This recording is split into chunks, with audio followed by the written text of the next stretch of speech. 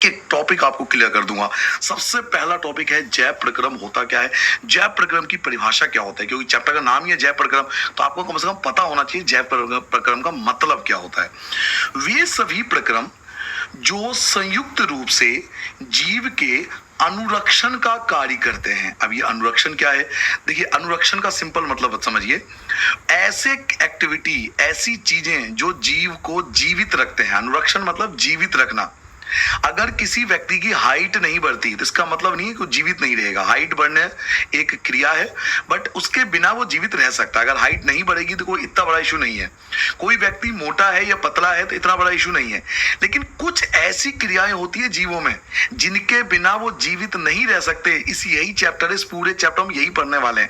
वो कौन कौन सी चीजें हैं जिनके बिना हम जीवित नहीं रह सकते, उन्हीं को हम जैव प्रक्रम कहते हैं। तो वे सभी प्रक्रम जो संयुक्त रूप से, यानी ऐसे प्रक्रम जो संयुक्त रूप से जीव के अनुरक्षण का कार्य करते हैं, यानी जीव को जीवित रखते हैं।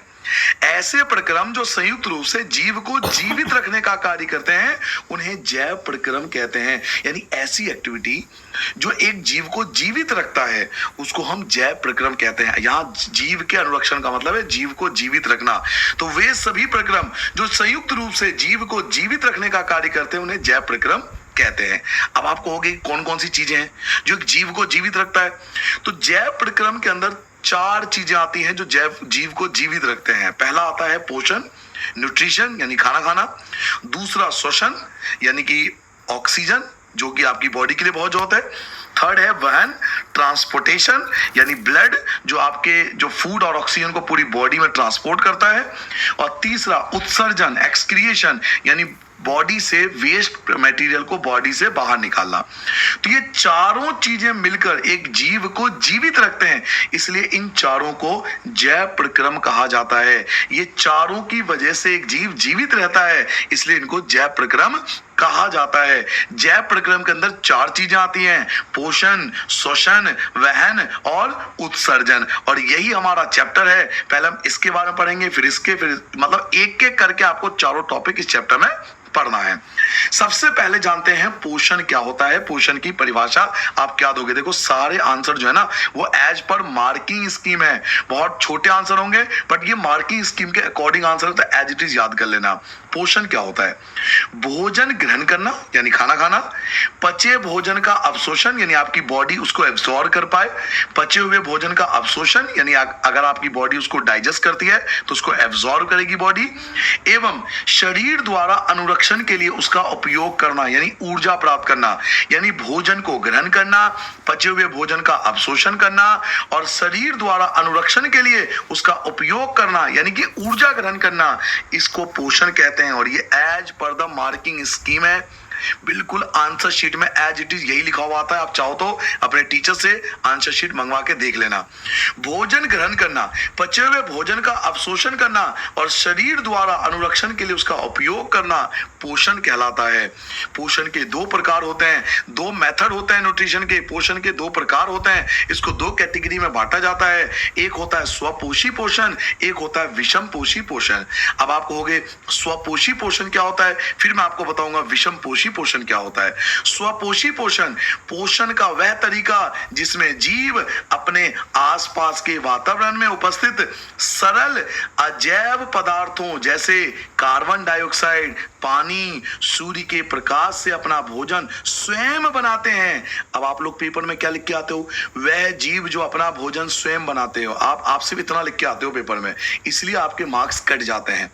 ये जो आप लिख के आओगे ना कि कोई जीव जो अपना भोजन स्वयं बनाते हैं उसे स्वपोषी पोषण कहते हैं, फिर आपके आंसर में और एक 5वीं क्लास के बच्चे के आंसर में क्या फर्क रह गया? क्योंकि 5th स्टैंडर्ड का बच्चा भी यही लिखता है कि वह जीव जो अपना भोजन स्वयं बनाते हैं। आप 10th क्लास में हो, बोर्ड का एग्जाम देने वाले हो, तो आपका आंसर एक अपग्रेडेड आंसर होना चाहिए। पोषण का वह तरीका जिसमें जीव अपने आसपास के वातावरण में उपस्थित सरल अजैव पदार्थ, कौन सा अजैव पदार्थ? तो कार्बन डाइऑक्साइड, पानी और सूर्य के प्रकाश का उपयोग करके अपना भोजन स्वयं बनाते हैं। ऐसे जीवों को स्वपोषी पोषण बोला जाता है। जैसे जैसे हरे पौधे जो ग्रीन प्लांट्स होते हैं वो अपना भोजन स्वयं बनाते हैं। और कैसे बनाते हैं? तो कार्बन डाइऑक्साइड का इस्तेमाल करते हैं, पानी का इस्तेमाल करते हैं, सूर्य के प्रकाश का इस्तेमाल करते हैं। तो केवल इतना लिख देना कि वह जीव जो अपना भोजन स्वयं बनाते हैं स्वपोषी पोषण कहलाता है, आपके मार्क्स कट जाएंगे। ये as per the marking scheme है। मैं बार बार कह रहा हूं, आप चाहो तो वेबसाइट से मार्किंग स्कीम डाउनलोड करके देख लो, बिल्कुल यही लिख के आओगे तो आपके कोई मार्क्स कभी नहीं कटेंगे। विषम पोषी पोषण क्या होता है? पोषण का वह तरीका जिसमें जीव अपना भोजन स्वयं नहीं बना सकता, मतलब ऐसे जीव जो अपना भोजन स्वयं नहीं बनाते बल्कि अपने भोजन के लिए अन्य जीवों पर निर्भर होते हैं। किस पर निर्भर होते हैं? तो हरे पौधे पर निर्भर होते हैं। तो ऐसे जीव जो अपना भोजन स्वयं नहीं बनाते और वो हरे पौधों पर निर्भर होते हैं उनको विषम पोषी पोषण कहते हैं। इस पेज को जल्दी से एक बार रिवाइज कर लेते हैं। हमने क्या पढ़ा? जैव प्रक्रम क्या होता है? वे सभी प्रक्रम जो संयुक्त रूप से जीव के अनुरक्षण का कार्य करते हैं, यानी जीव को जीवित रखने का कार्य करते हैं, उनको जैव प्रक्रम कहते हैं। जैव प्रक्रम के कितने प्रकार होते हैं? जैव प्रक्रम के 4 भाग होते हैं: पोषण, शोषण, वहन, उत्सर्जन, और यही हमारा चैप्टर है। सबसे पहले पोषण क्या होता है? तो भोजन ग्रहण करना, फिर बचे हुए भोजन का अवशोषण करना और शरीर द्वारा उसका उपयोग करना, यानी ऊर्जा प्राप्त करना, पोषण कहलाता है। पोषण के कितने प्रकार होते हैं? पोषण 2 प्रकार के होते हैं: स्वपोषी पोषण, विषम पोषी पोषण। स्वपोषी पोषण क्या होता है? तो पोषण का वह तरीका जिसमें जीव अपने आसपास के वातावरण में उपस्थित सरल अजैविक पदार्थ, और सरल अजैविक पदार्थ कौन से होते हैं? तो कार्बन डाइऑक्साइड, पानी, सूर्य का प्रकाश, इन सब का इस्तेमाल करके अपना भोजन स्वयं बनाते हैं, उनको स्वपोषी पोषण कहते हैं, जैसे कि हरे पौधे। विषम पोषी पोषण क्या होता है? तो पोषण का वह तरीका जिसमें जीव अपना भोजन स्वयं नहीं बना सकते बल्कि अपने भोजन के लिए अन्य जीवों पर निर्भर होते हैं, हरे पौधों पर निर्भर होते हैं, उनको विषम पोषी पोषण कहते हैं। जैसे कि एनिमल्स यानी मनुष्य, हम सब जो आते हैं वो विषम पोषी पोषण के अंदर आते हैं। नाउ एग्जांपल आप अगले पेज पे देख सकते हो, लिखा हुआ है मानव एवं अन्य जीव। ये विषम पोषी पोषण के उदाहरण है, तो आप एग्जांपल ये याद कर लेना, एग्जांपल जरूर लिख के आना। नाउ प्रकाश संश्लेषण क्या होता है? प्रकाश संश्लेषण की परिभाषा क्या लिखनी होती है? एक बच्चे को क्या लिखना चाहिए प्रकाश संश्लेषण में? तो उसको इन 3 पॉइंट में कन्वर्ट कर लेना। यह वह प्रक्रम है जिसमें स्वपोषी बाहर से लिए गए पदार्थों को ऊर्जा संचित रूप में परिवर्तित कर देते हैं। यानी ऐसा प्रक्रम, ऐसा प्रोसेस जिसमें स्वपोषी क्या करते हैं? बाहर से लिए गए पदार्थ याद है आपको? कार्बन डाइऑक्साइड और सूर्य का प्रकाश, ये सब बाहर। तो बाहर के लिए गए पदार्थों को उपयोग करके ऊर्जा प्राप्त करते हैं या ऊर्जा में परिवर्तित कर देते हैं, उनको प्रकाश संश्लेषण कहते हैं। आप चाहो तो ये भी लिख सकते हो, ये पदार्थ कार्बन डाइऑक्साइड हो सकता है, जल हो सकता है। तो ये पदार्थ कार्बन डाइऑक्साइड तथा जल के रूप में लिए जाते हैं जो सूर्य के प्रकाश तथा क्लोरोफिल की उपस्थिति में कार्बोहाइड्रेट में परिवर्तित कर दिए जाते हैं। तो जब पौधे कार्बन डाइऑक्साइड ग्रहण करते हैं और जल प्राप्त करते हैं, कार्बन डाइऑक्साइड और जल ये प्राप्त करते हैं और सूर्य के प्रकाश की उपस्थिति में और क्लोरोफिल की उपस्थिति में इसे कार्बोहाइड्रेट में परिवर्तित कर लेते हैं। तो इस पूरी प्रक्रिया को प्रकाश संश्लेषण कहते हैं। ये 10वीं क्लास का आपके बिल्कुल as it is marking scheme के अकॉर्डिंग आंसर है। और केवल इतना ही नहीं, आपको ये रिएक्शन लिख के आना है। ये रिएक्शन प्रकाश संश्लेषण के लिए दिया गया है, जिसमें 6 मॉलिक्यूल होते हैं कार्बन डाइऑक्साइड के, 6 मॉलिक्यूल होंगे कार्बन डाइऑक्साइड के, 12 मॉलिक्यूल होंगे पानी के, वाटर के। क्लोरोफिल और सूर्य के प्रकाश की उपस्थिति में रिएक्शन होगा, क्लोरोफिल और सूर्य के प्रकाश की उपस्थिति में रिएक्शन होगा और इससे 3 चीज बनेगी। ये होता है ग्लूकोज, C6H12O6, ये ग्लूकोज का फॉर्मूला है। ग्लूकोज बनेगा, 6 मॉलिक्यूल ऑफ ऑक्सीजन बनेगा और 6 मॉलिक्यूल ऑफ वाटर बनेगा। तो ये जो पूरा रिएक्शन आपके सामने है, यही प्रकाश संश्लेषण का केमिकल रिएक्शन है। तो केवल परिभाषा नहीं लिखनी, आपको रिएक्शन भी लिख के आना है।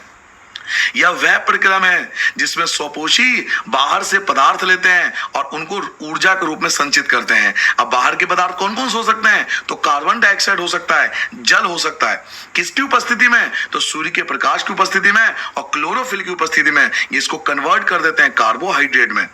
और ये रिएक्शन है जिसमें 6 मॉलिक्यूल ऑफ कार्बन डाइऑक्साइड होगा, 12 मॉलिक्यूल ऑफ वाटर होगा, क्लोरोफिल और सूर्य के प्रकाश की उपस्थिति में रिएक्शन होगा और 3 चीज बनता है ग्लूकोज। ये ग्लूकोज का फॉर्मूला है ऑक्सीजन और वाटर। तो ये रिएक्शन आपको लिख के आना है जब भी आपको प्रकाश संश्लेषण पूछा जाए। प्रकाश संश्लेषण के लिए आवश्यक कच्ची सामग्री कौन कौन सी होती है, यानी जब पौधे प्रकाश संश्लेषण करते हैं तो उनको कौन कौन सा कच्ची सामग्री चाहिए, रॉ मटेरियल कौन कौन सा चाहिए। तो पौधों को 4 रॉ मटेरियल की आवश्यकता होती है। एक तो सूर्य का प्रकाश चाहिए पौधे को, दूसरा क्लोरोफिल उसके पास खुद का है, तीसरा कार्बन डाइऑक्साइड जो उसे वायुमंडल से प्राप्त होता है, वायुमंडल से प्राप्त कर लेता है वो, और चौथा जल जो जड़ जो होता है ना, रूट्स, वो मिट्टी से एब्जॉर्ब कर लेते हैं। तो आप ये याद नहीं करोगे तो भी चल जाएगा, बस ये 4 चीजों के नाम याद कर लो कि प्रकाश संश्लेषण के लिए 4 कच्चे सामग्री चाहिए। कच्ची सामग्री मतलब रॉ मटेरियल।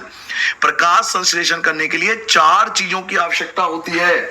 4 चीज कौन कौन सी हैं? तो एक सूर्य का प्रकाश है, दूसरा क्लोरोफिल है, तीसरा कार्बन डाइऑक्साइड है और चौथा जल है। इन चारों चीजों की आवश्यकता होती है। कच्ची सामग्री बोलते हैं इनको, रॉ मटेरियल बोलते हैं। तो प्रकाश संश्लेषण के लिए इन 4 रॉ मटेरियल की आवश्यकता होती है। नाउ अगला टॉपिक आपसे एग्जाम में पूछा जाएगा कि प्रकाश संश्लेषण के दौरान कौन कौन सी घटनाएं होती है। आप कहोगे अब ये क्या चीज है? देखिए, ये था प्रकाश संश्लेषण की परिभाषा। अगर सिर्फ ये पूछता है प्रकाश संश्लेषण क्या है तो आप ये लिख के आओगे। ये है प्रकाश संश्लेषण के लिए कौन कौन से रॉ मटेरियल चाहिए, तो 4 रॉ मटेरियल चाहिए। प्रकाश संश्लेषण के दौरान कौन कौन सी घटनाएं होती है, स्टेप कौन कौन सी होती है, तो प्रकाश संश्लेषण के दौरान 3 स्टेप होते हैं। याद रखना है, प्रकाश संश्लेषण के दौरान 3 स्टेप होता है। देखिए, प्रकाश संश्लेषण करने के लिए पौधे को सबसे पहले चाहिए सनलाइट। सबसे पहले उसको सनलाइट चाहिए, और ये सनलाइट एब्जॉर्ब कौन करता है? तो क्लोरोफिल, जो प्लांट के पास खुद का पास होता है। क्लोरोफिल सनलाइट को एब्जॉर्ब करता है, ये सनलाइट को एब्जॉर्ब कर लेगा। अब ये जो आपने एब्जॉर्ब करा है इसको बोलते हैं प्रकाशीय ऊर्जा।